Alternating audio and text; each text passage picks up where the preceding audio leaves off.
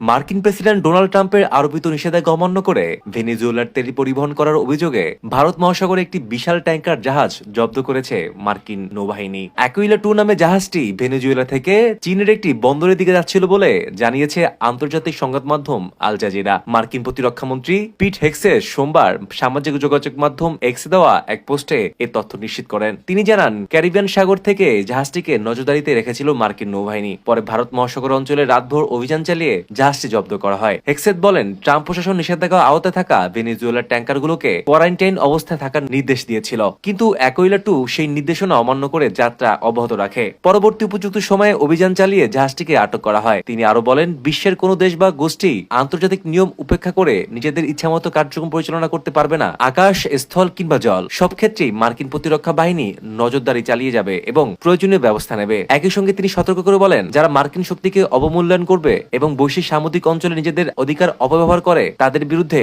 প্রতিরক্ষা মন্ত্রণালয় কঠোর অবস্থানে নেবে।